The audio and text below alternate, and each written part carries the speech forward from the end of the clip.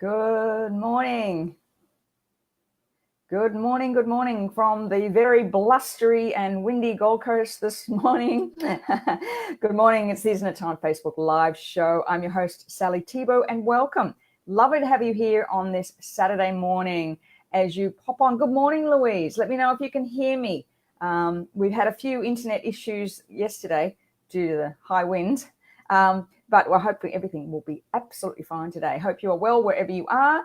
And good morning, Deborah. Good morning. Wild and windy where you are too. It's quite amazing. However, having said that, it's not nearly as bad as what they predicted.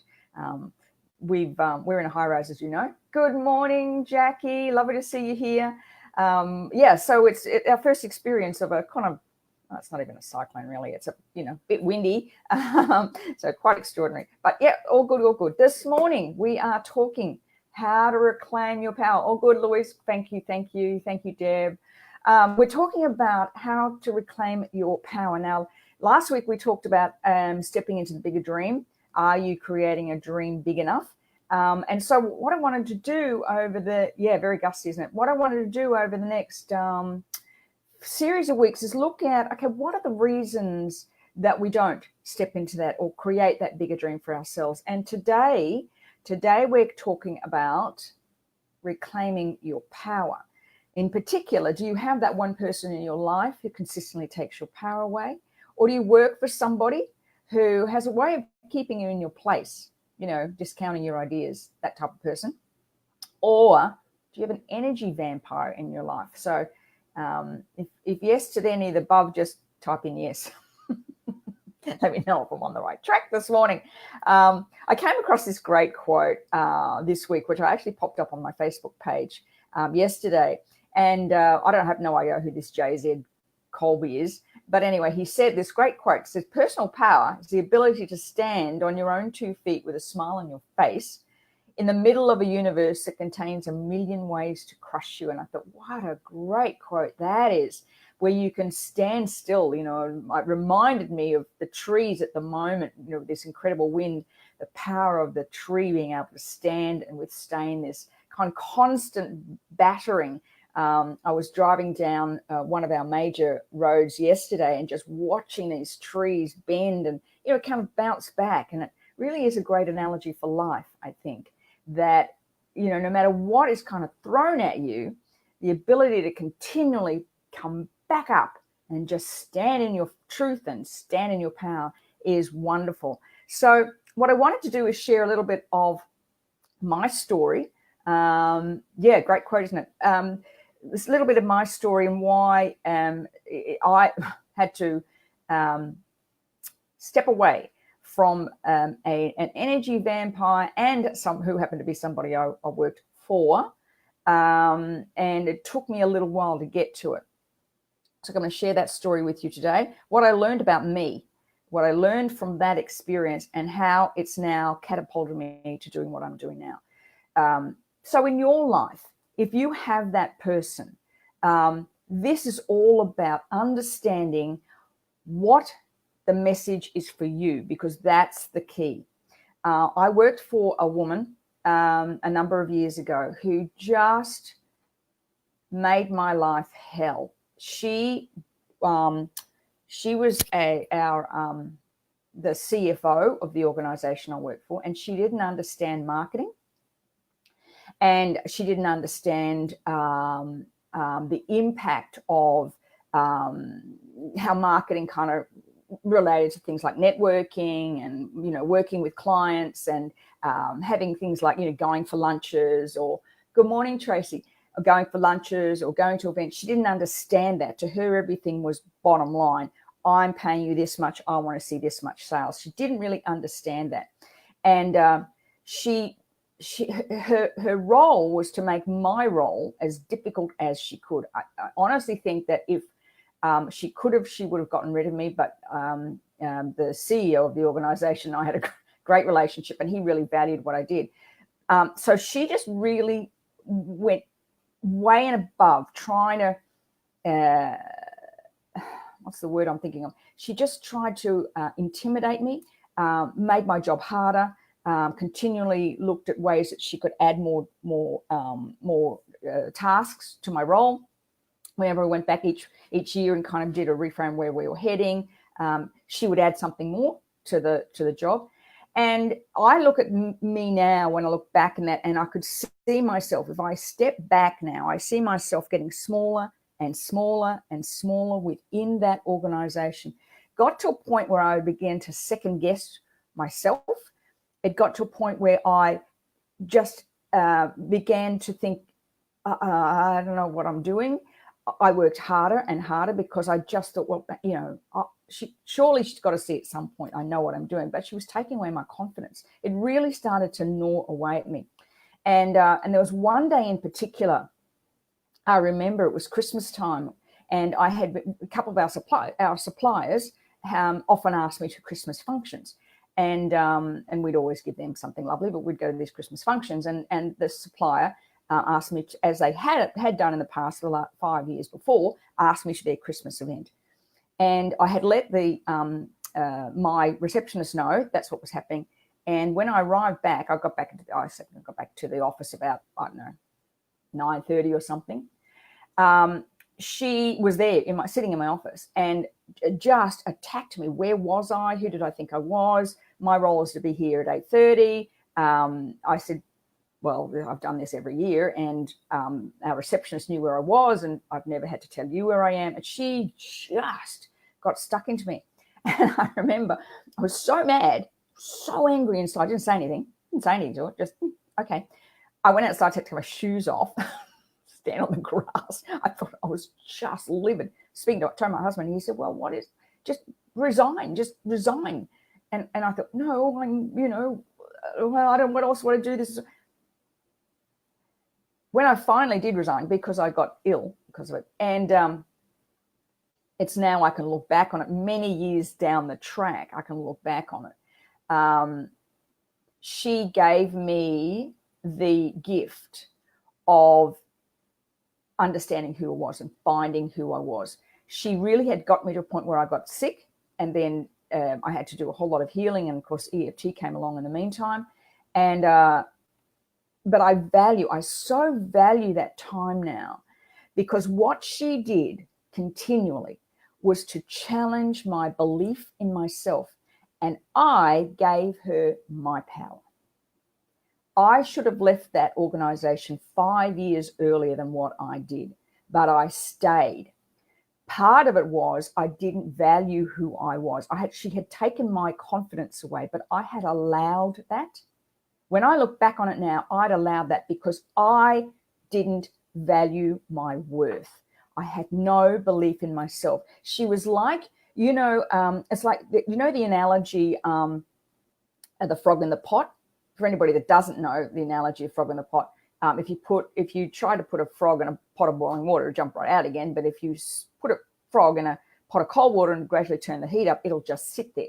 And that's what I was like. I just kept taking more because I didn't value me. Many women I work with, when we get to the bottom line, it's about worth and value. If you don't value yourself, if you don't believe you're worthy, you will continually allow the poor behavior of others. And the question I asked of my clients this week, a number of my clients this week, was, when are you going to finally release this story you're telling yourself about your worth and value? When are you going to let it go? Because while you stay stuck in it, while you don't create those boundaries, that person, that situation continues to overstep it. That's the lesson that I learned from that experience with this woman. And today, I've got to tell you, as I said, years down the track, I'm so grateful for that lesson. I wasn't at the time, let me tell you, I wasn't. It was the best thing that ever happened to me. And I had to do a lot of healing around, because for a period of time, I was so angry. I got to tell you, it was all her fault, and she took away my role, and she made me work too hard, and yada yada yada, and she never gave me a pay rise, blah blah. It was me. Morning, Sandy. It was me. I didn't step into my own power until for me, it wasn't that I got sick and had to leave. I chose to leave it because I was ill. But that healing process that I had to do took a long time. Now, I think, you know what? If that hadn't happened, I would not be doing the work I do now. I just wouldn't. And every now and then I think, in the entrepreneurial up and down journey, some months you think, why am I doing this? I think, maybe I should, because I've often been asked to go back into the industry, and I thought, maybe I couldn't. And you know what happens? I couldn't fit back in that box again. That's the sense I get. When you evolve out of that and value your worth, you can't go backwards. It's impossible. So the story you tell yourself is the story that's keeping you trapped. So Vincent van Gogh said, if you hear a voice that says within you cannot paint, then by all means paint, and that voice will be silenced. So if you are not stepping into that bigger dream at the moment, step into it anyway. Just do it. Overcome that fear. That role you're playing at the moment is just a story. And when you're ready to release the story, in tapping, that's what we do. So in EFT, what we do is we get you to tell the story over and over again. We get you to tell the story over. And that's why now when I'm working with clients, I prefer now to work with clients in particular over a day, because we can just power through this stuff. Oh, man. And it builds on itself. But you get to the point where the story becomes so irrelevant to where you are now. And by telling the story over and over, and then we go looking for that trigger point and getting rid of the emotional connection, it's like you're ready to leave that old story behind. So wanting and the desire to step into a bigger dream means you have to up your worth and your value. You have to, because every time you want to step into a bigger dream, every limiting fear and doubt you have about itself is like it's just amplified. It just takes over, and this voice in your head just continues to explode. Your brain will give you any reason why you can't do what you want to step into a bigger dream, because its job is to keep you safe. It doesn't want you to step out of your comfort zone. It's not what it's designed for. The brain isn't designed to do that. It's based on the reptilian brain, remember, and it was designed to keep you safe. That's a flight, fight, and freeze response. First response. I'm in fear.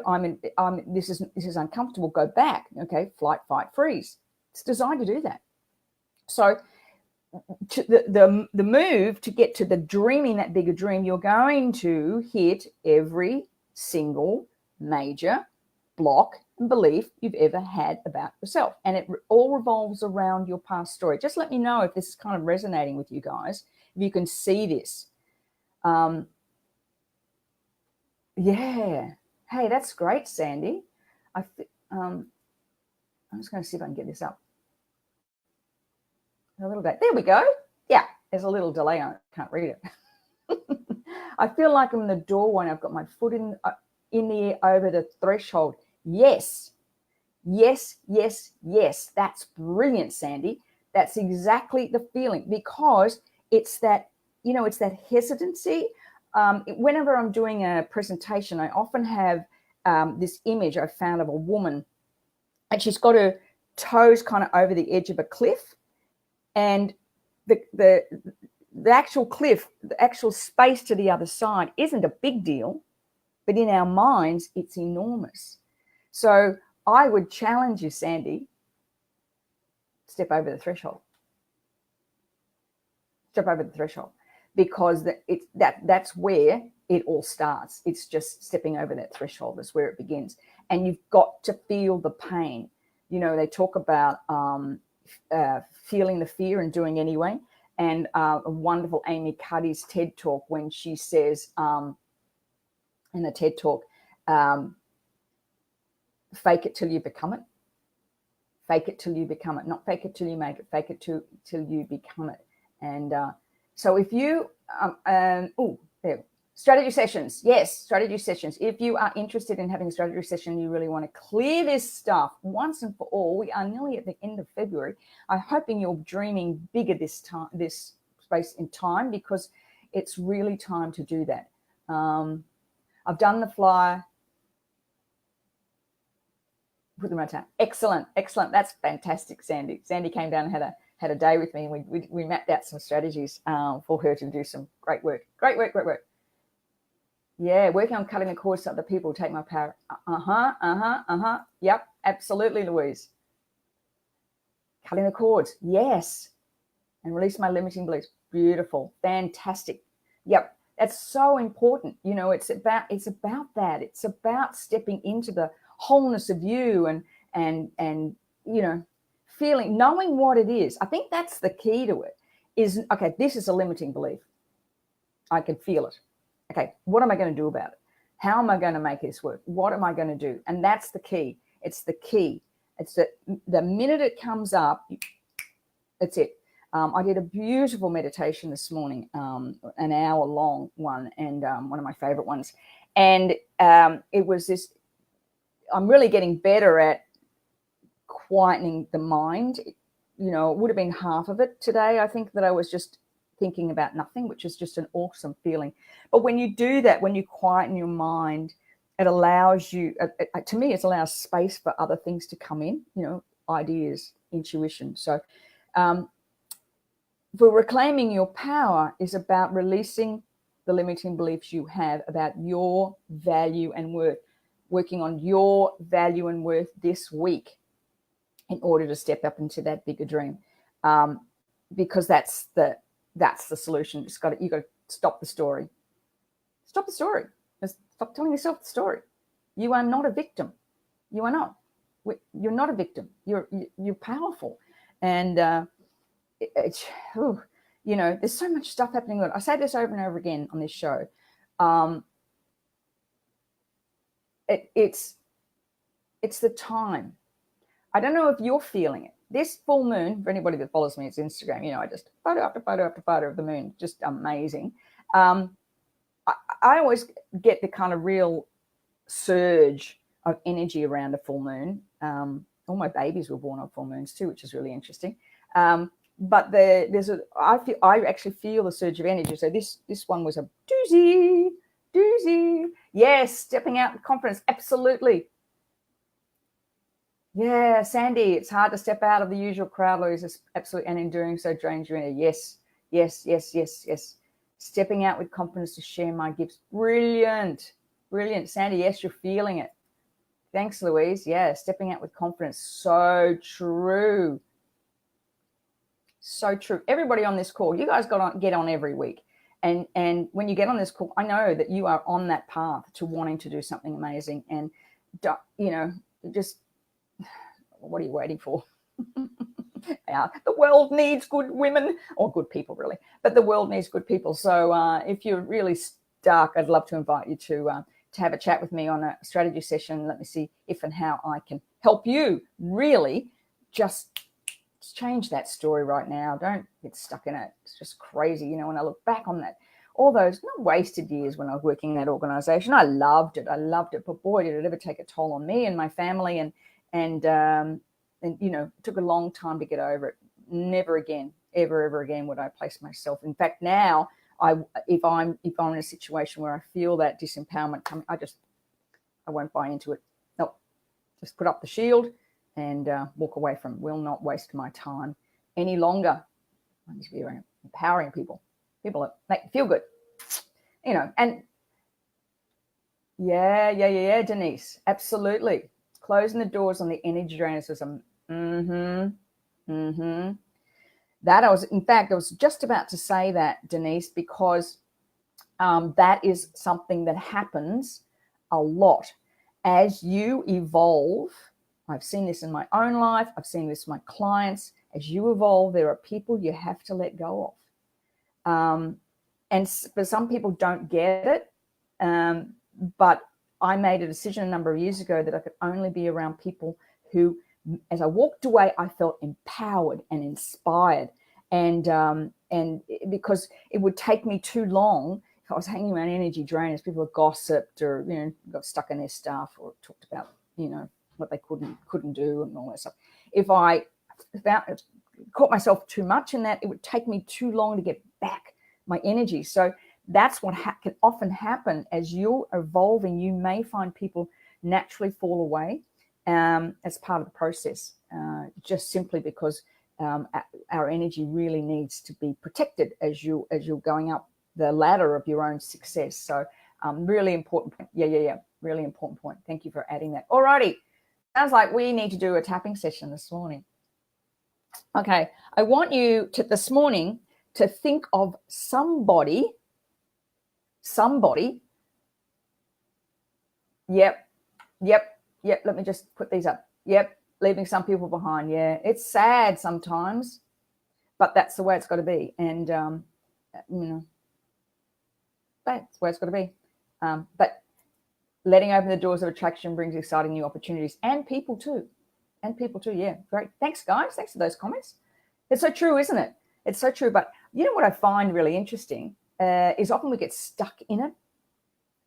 So the key is to get it, tell value and worth. Think about your value, think about your worth. Am I wasting my time with this person? There's people that need your ear, and that's a different story. But don't get caught in that victimhood and life's too short. Your energy is very, very important. Alrighty, let's tap on value and worth this morning. I want you to think of somebody who is causing you grief in your life or takes away your energy. And I want you to, with this one, how does it make you feel? Maybe something that's happened yesterday or something's going to happen tomorrow. You've got to be seeing somebody, it's difficult to be around. Or may have been in the past and you haven't yet cleared it yet. Whatever that is, just let's tap on that. So even though when I'm with this person, Tracy, I just saw that. It takes my power away. I deeply and completely accept myself and how I feel. Even though, I'll answer that question in a minute, Sandy. Even though I feel my power drain away when I'm with this person, I deeply and completely accept myself and how I feel. Even though I struggle sometimes to maintain my own power, I deeply and completely accept myself and how I feel. I feel myself giving my power away. Sometimes it's too easy to give it away. I feel like I can't put the boundaries up. It just triggers me. It's really difficult. I feel like my power just drains away. So frustrating. Feel so powerless. They take my power away. It could be so difficult. I can see myself doing it, making me feel powerless, devaluing myself, making me feel powerless. This person takes my power away, makes me feel powerless. Okay, take a deep breath and let it go. Tracy, you may need to do this a lot on the plane. Tracy's going away with her mum. Yeah, tapping all the way. All right, let's do a reframe round now. So you may need to do some more tapping on this. Find the pattern. Where did this start? Where have you given away your power in the past? Where did that start? Also look at some intergenerational stuff. You may have a parent who's given their power away and that's what you saw. You may have a mother who was a victim and that's what you saw. So remember that that's a learned response, and so you have to unlearn that. That makes sense. So it may not be you that's had this stuff. It's maybe you've carried this over from intergenerational. So check that, find that. All right, let's do a reframe round quickly. I want to answer Sandy's story.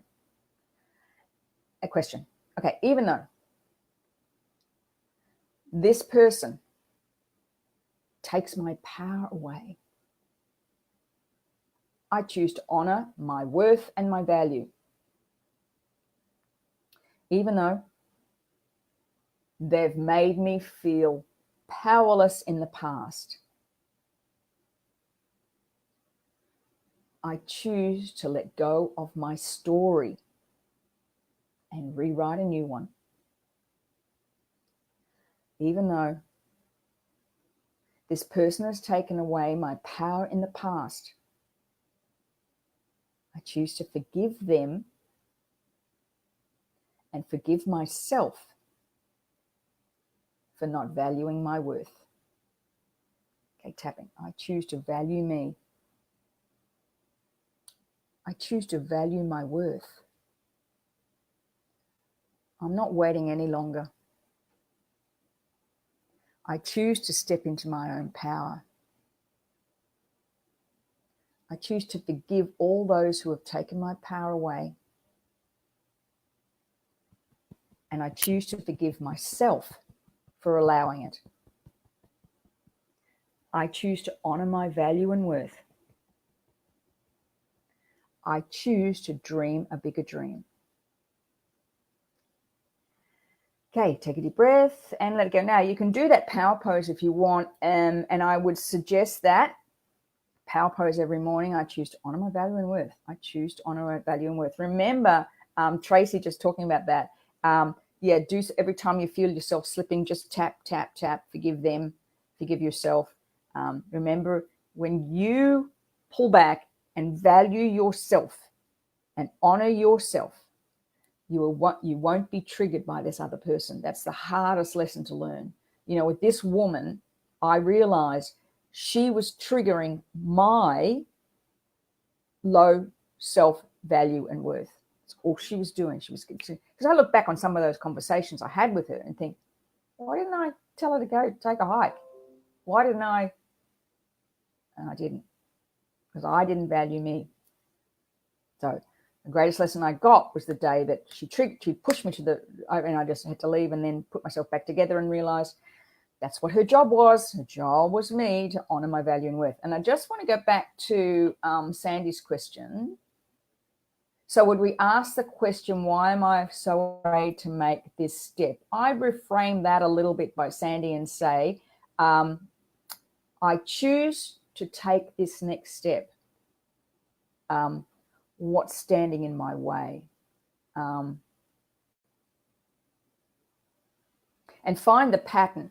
Go back and find the pattern when in the past you've stepped out of your comfort zone to do something or say something and you were ridiculed or it didn't work. Remember, it's all learned behaviors. Everything we do is a learned behavior. We just take it on board. You know, school stuff, you may have stood up in class and made a statement on an assignment or something, everybody laughed, or people told you that you didn't know what you were doing. It's always a story. Yeah. Okay. Yeah. So reframe that and kind of go, keep looking around for it. Be careful not to get stuck in your story. I think that's the key takeaway from today's. Don't get stuck in your story. You can change this story.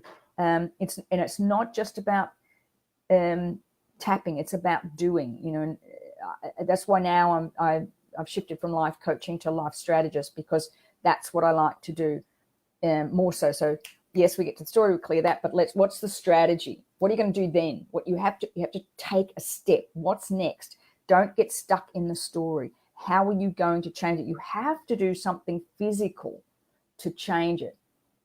Finding the pattern is so amazing. That's when I had my, oh yes, Denise, absolutely. That's where it's always in the pattern.